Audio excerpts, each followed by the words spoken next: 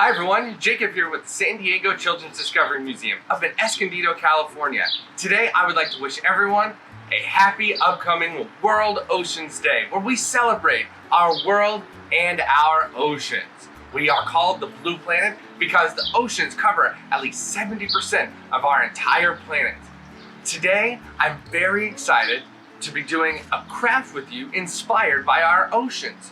We're going to be making jellyfish. Now, jellyfish aren't like your peanut butter and jelly sandwich. They're a type of sea animal that kind of floats through the ocean. I bet you've seen them.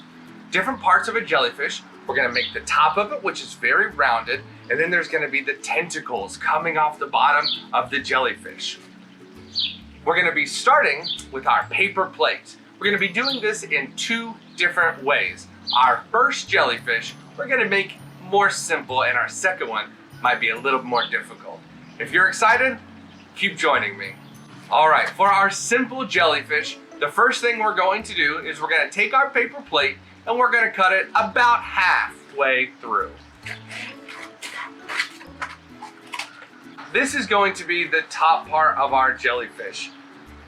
We've got different colors that you can paint. I think I'm going to start with our purple. Feel free as you're doing this to mix different colors and different painting techniques and come up with your own beautiful jellyfish. Oh, I really like this purple color that we use. Next, let's give our jellyfish just a little bit of personality. What I've got here, I've got some googly eyes. Now, our jellyfish is missing a few things. We're gonna add the tentacles and also the smile. For the smile for our jellyfish, we're going to be using this pipe cleaner. I like to put the smile just a little offset. How does that look? He looks very happy. The next thing we're going to do is we are going to add its tentacles. I really like to use different types of tissue ribbon for this. And if the paint is still wet, you can just press it right onto the paint and it'll stick. And there we have our first jellyfish. For our next, a little bit more difficult jellyfish, what we're going to do is instead of cutting a straight line across the bottom, we're going to actually cut it in patterns that are more rounded. Watch me as I go.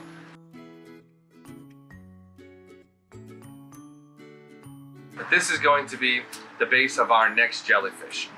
Now the next thing we're going to do is we're going to try to draw lines that connect down to these curves. We'll actually paint on the lines.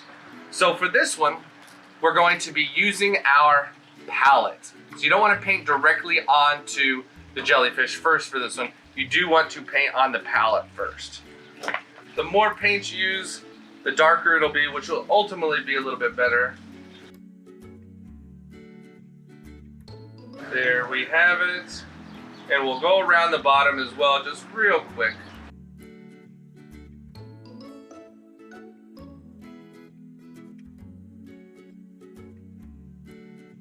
Now that we've got our outline of our jellyfish, we've got some of the curves accented, we want to paint the rest of it.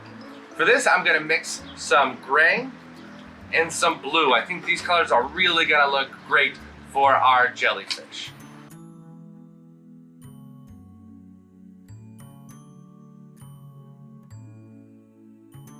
Now, let's add in some gray. Maybe we could use the gray, maybe just polka dots. Let's see how much it shows. Oh, no, so let's, maybe if we make a big circle like that. That's a fun one. How about this one? And there we have the top of our jellyfish. And again, just like we added the tissue paper for the tentacles, we're gonna do the same thing with this one.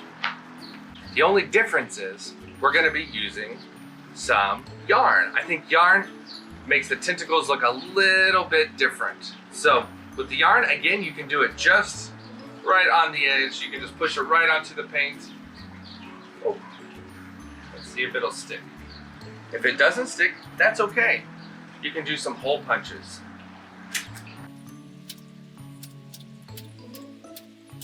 Now we've got some holes. You can take your yarn and you can feed it right through. There we have one. Should we do a blue next? I think we could.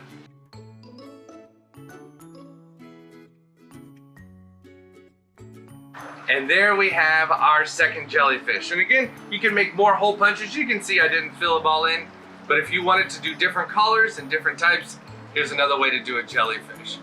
Now, join me over by our tank to see why protecting our jellyfish and protecting our oceans is important. Now that we have been able to create our beautiful artworks of our jellyfish, we're going to talk about why we want to protect jellyfish in our oceans. Our oceans cover at least 70% of our entire planet, and inside them are many, many, many different types of jellyfish, which are an important food source for many different animals that live in our oceans. One thing that we can do to protect our jellyfish and the animals that might eat them is to use reusable grocery bags. I've got with me 2 different types of grocery bags, and I'm going to show you what they look like when they go in water and how different animals might confuse them for jellyfish and accidentally eat them, which is very bad for the animals. Watch with me. You can see as it's floating around, a sea turtle might come right up to this bag and might eat it, thinking that it looks like a jellyfish. So one thing to do is to use reusable grocery bags anytime you go, and to do our best to keep grocery bags and litter from getting into our oceans. Thank you for joining us for World Oceans Day. Have a great day and help us keep our oceans clean. Thanks, everyone.